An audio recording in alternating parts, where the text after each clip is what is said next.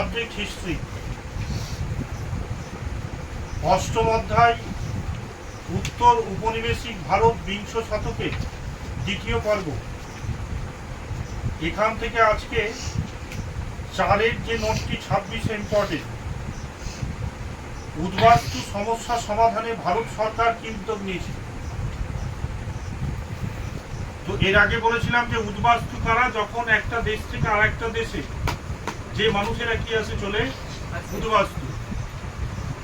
তো দেশভাগের পরে 1947 খ্রিস্টাব্দে দেশভাগের পর পশ্চিম পাকিস্তান এবং পূর্ব পাকিস্তান, এই পশ্চিম পাকিস্তান পাঞ্জাবের পরে পূর্ব পাকিস্তান বাংলাদেশ, লক্ষ লক্ষ উদ্বাস্তু মানুষ বাস্তুহারা হয়ে পাঞ্জাব, পশ্চিমবঙ্গ, ত্রিপুরা, অসম সহ ভারতে বিভিন্ন রাজ্যে আশ্রয় নেয়।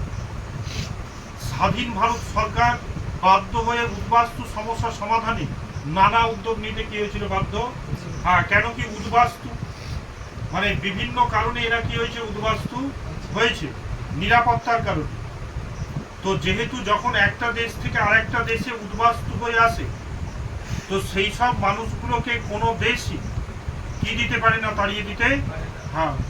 তো যারা এসেছিল এই পশ্চিম পাকিস্তান থেকে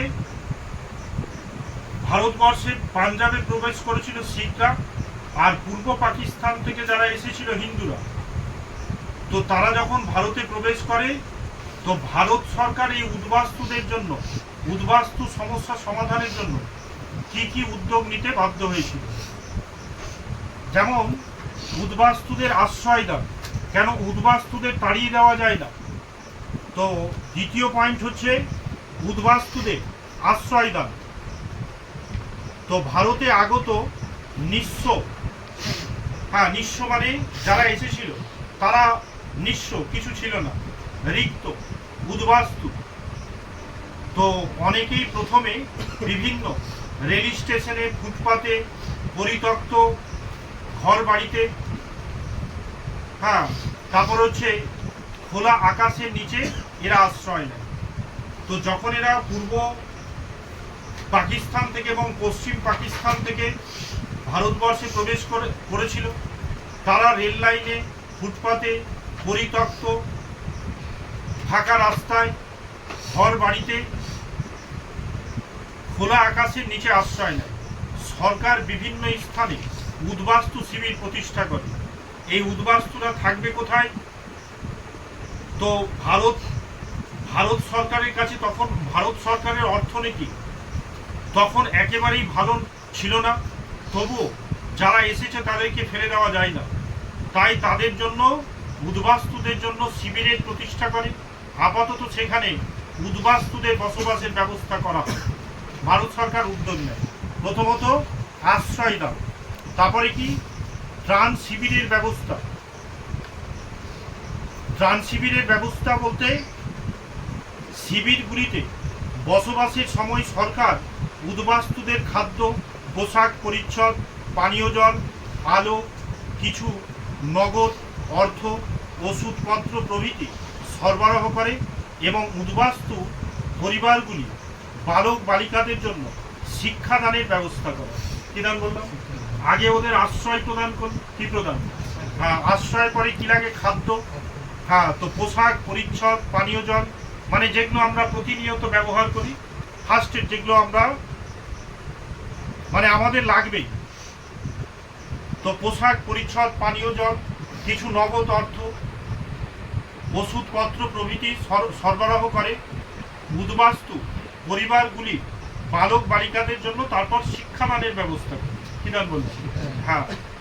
শিক্ষা হচ্ছে দেশের মেরুদণ্ড। তো বাচ্চাদের যদি শিক্ষা না ব্যবস্থা করে, তাহলে বল একটা দেশের মেরুদণ্ড ভেঙে পড়বে কি পড়বে? তো শিক্ষার ব্যবস্থা করা হয়।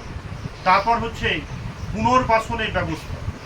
শিবির থেকে উদ্বাস্তু পরিবারগুলিকে বিভিন্ন স্থানে পুনর্বাসন দেওয়া হয়। বোঝা যাচ্ছে? মানে যতটা পেরেছিল। শিবিরে আর কতদিন থাকবে? শিবিরে থাকা যায় না। তো ওই মানুষগুলোকে, উদ্বাস্তু পরিবারগুলোকে বিভিন্ন স্থানে পুনর্বাসন দেওয়া হয়। সেই সময় উদ্বাস্তুদের বাড়ি তৈরি, জীবিকা নির্বাহ, মানে ওই যে কিছু কিছু অর্থ দিয়েছিল না, তো তারা যেন ওই অর্থ দিয়ে নিজের জীবিকা নিজে অর্জন করতে পারে, তাদেরকে ঘর বাড়ি তৈরি করে দেয় প্রভৃতি অর্থ আর্থিক সহায়তা দেয়া হয়। এইভাবে তারা পুনর্বাসন লাভ করে। পাঞ্জাবে গৃহীত ত্রাণ ব্যবস্থা, এই যে আমাদের পশ্চিম যে পাকিস্তান, তো পশ্চিম পাকিস্তান তো পাঞ্জাবের পরে, তো পাঞ্জাবের যে শিখরা পড়েছিল পাকিস্তানে, তো তার শিখরা যখন পালিয়ে আসে ভারতে, তো পাঞ্জাবে আশ্রয়কারী উদ্বাস্তুদের জন্য কেন্দ্রীয় সরকার পর্যাপ্ত ত্রাণ এবং পুনর্বাসনের ব্যবস্থা করে দিয়েছিল। তার মানে এইদিকে শিখরা যে পালিয়ে এসেছিল এদের সংখ্যা ছিল কম, সেই জন্য ভারত সরকার মানে কেন্দ্রীয় সরকার ওদেরকে বেশ ভালোই ত্রাণ ব্যবস্থা এবং পুনর্বাসনের ব্যবস্থা করে দেয়। ভিন্ন স্থানে নতুন নতুন উপনগরী গড়ে তুলে সেখানে তাদের পুনর্বাসন দেওয়া হয়। মানে বিভিন্ন জায়গায় উপনগর কী করেছিল, তৈরি করেছিল, এবং তাদেরকে মানে পূর্ব পাকিস্তান থেকে পালিয়ে আসা মানুষদের চাইতে বেশি পুনর্বাসন ভালো পেয়েছিল যারা, সেটা হচ্ছে পশ্চিম পাকিস্তান থেকে আগত সেই শিখরা। বিভিন্ন স্থানে নতুন নতুন উপনগরী গড়ে তুলে সেখানে তাদের পুনর্বাসনের ব্যবস্থা করা হয়। শেষ পয়েন্ট হচ্ছে পশ্চিমবঙ্গে গৃহীত ত্রাণ ব্যবস্থা। কিন্তু পশ্চিমবঙ্গে আশ্রয়দানকারী উদ্বাস্তুরা কেন্দ্রীয় সরকারের কাছ থেকে পর্যাপ্ত পরিমাণে ত্রাণ ও পুনর্বাসনের সহযোগিতা পায়নি বলে অনেকে সমালোচনা করে। তাছাড়া বহু বাঙালি উদ্বাস্তুকে মধ্যপ্রদেশ, উড়িষ্যা, দণ্ডকারণ্য, আন্দামান প্রভৃতি দূরবর্তী স্থানে পুনর্বাসনে পাঠালে তারা বাংলার পরিবেশ এবং সংস্কৃতি থেকে কী হয়ে পড়ে, বিচ্ছিন্ন। মানে এই পূর্ববঙ্গ থেকে প্রচুর মানুষ এসেছিল, তো কেন্দ্রীয় সরকার এতগুলো মানুষের ত্রাণ কি করতে পারেনি ব্যবস্থা করতে, তখন এদেরকে ভিন্ন জায়গায় ভিন্ন রাজ্যে কি দেওয়া হয়, পাঠিয়ে দেওয়া হয়। তখন এরা তো বাঙালি, তখন এরা বাঙালি সংস্কৃতি থেকে কি হয়ে যায়, বিচ্ছিন্ন। এই হলো উদ্বাস্তু সমস্যা সমাধানে ভারত সরকারের